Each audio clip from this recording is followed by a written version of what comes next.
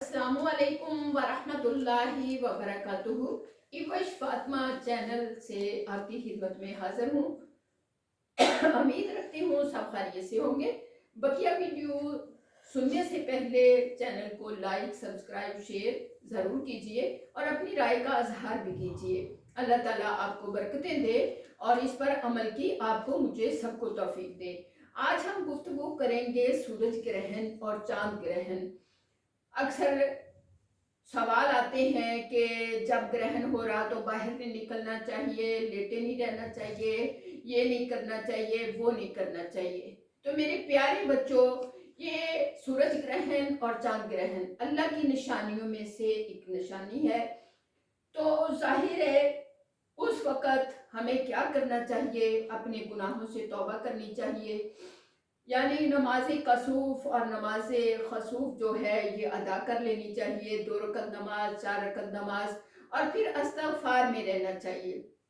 तो ये इसकी तरफ देखना नहीं चाहिए। अक्सर एक वाक़या ऐसा है, हमारे बहुत रूहानी कुरब वाले हैं, उनके पास बच्ची औलाद के लिए आती है, माशाल्लाह आलिम हाफिज मुफ्ती हैं और बड़े मुफ्ती माने जाते हैं।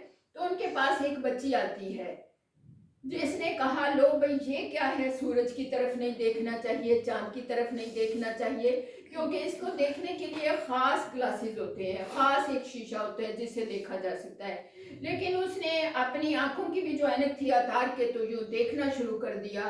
तो अल्लाह ताला की तरफ से उसकी नज़र जो है उस पे वो शुआएं पड़ी, तो उसकी नज़र जो है वो मध्यम हो गई। अब वो डॉक्टरों से इलाज बड़े उसने करवाए, काफ़ी अमीर ख़ानदान की थी, जैसे बड़ में बंदा आ जाता है, लो भी क्या होता है, मैं देखती हूँ ये जो बड़े हैं अल्लाह को नापसंद है। हमारे बड़े भी कहा करते हैं कि जो है सूरज ग्रहण चांद ग्रहण लग जाए तो इसकी तरफ ना देखो।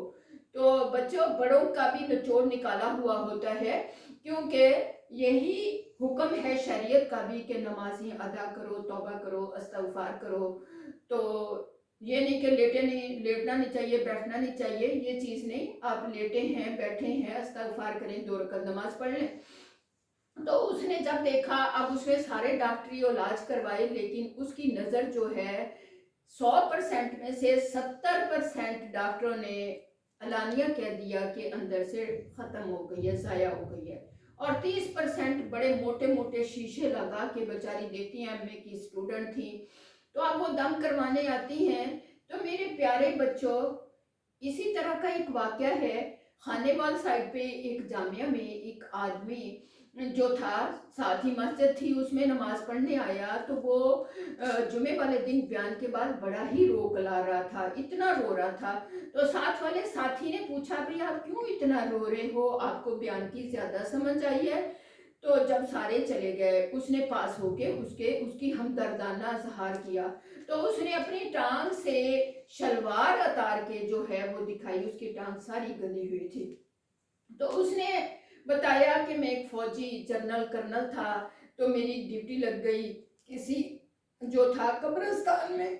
तो मैंने रात के टाइम उधर था, मैं बड़ा बरेब सुपना फिरता था, अल्लाह के अजाब हो रहा था, किसी कब्र में चीखने चलाने की आवाज़ आ रही थी। मैंने जो लाइटें मार के देखा तो उसमें एक सराख था, तो सराख भी बड़ा सारा था। मैंने उसमें से देखा एक माउस एक मैयत को यूं करके डस रहा है, ऊपर जा रहा है, फिर डस रहा है, उसकी चीखें आसमान को जाती हैं, जब वो चीखें बंद होने लगती हैं वो फिर दोबारा उसको डंग मार देता है। तो मेरे प्यारे बच्चों, जब उसने ये मंजर देखा, उसने अपनी बंदूक करके उस पर गोली का निशाना डालने की कोशिश की।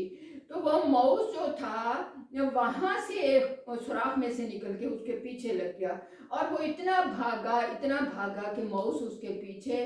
तो वो खौफज़दा भी हुआ। तला था एक रास्ते में, उसने तला में छलांग लगा दी। वो तैराकी भी जानता था क्योंकि फौज का बड़ा था। अब जब वो उसमें से बाहर किनारे पे आया, उसकी एक टांग अभी पानी के अंदर थी, इतने में मौज ने भी पानी में छलांग लगा दी और वो पानी उबलने लग गया। और उसकी टांग, ये कानों सुना वाक़या है, और मेरे अपने रिलेटिव्स हैं, उधर ही मैं पढ़ाती थी जामिया में, तो उन्होंने उसी दिन आके बताया।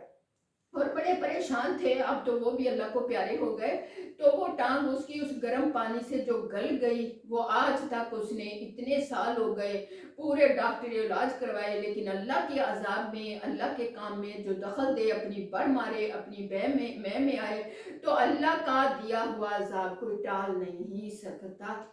تو میری عزیزہ، اسی طرح آپ کو آج یہ بڑے لوگوں کے اکثر سوالات آتے ہیں کہ ہمیں یہ نہیں کرنا چاہیے، وہ نہیں کرنا چاہیے، باقی باتیں نہیں، اس کی طرف ہمارے بڑے بھی کہا کرتے تھے کہ اس کی طرف نہ دیکھو اور اللہ سے توبہ استغفار کرو۔ تو اکثر بہنوں بیٹیوں کے پریگننسی میں سوال آتے ہیں کہ ہمیں ساری رات سونا نہیں چاہیے، کھڑے رہنا چاہیے، لیٹنا نہیں چاہیے، چھری سے یہ نہیں کاٹنا چاہیے۔ تو یہ باتیں نہیں میرے پیارے بچوں، اللہ سے اس وقت توبہ استغفار کرو۔ تو 2 رکعت نماز ادا کر لو، جسے نماز خسوف کہا جاتا ہے، اور اس یعنی اللہ کے خوف سے ڈرو۔ اللہ تعالیٰ آپ کو مجھے توفیق عطا فرمائے، اپنے دین شریعت اسلام یعنی حق ہے اس کو سمجھ کے جو ہے ہم اپنی زندگی کے ہر مشکل مرحلے میں اس کو دین کو سمجھتے ہوئے اس کے مطابق عمل کریں۔ اللہ آپ کا میرا حامی و ناصر، وآخر دعوانا ان الحمدللہ رب العالمین۔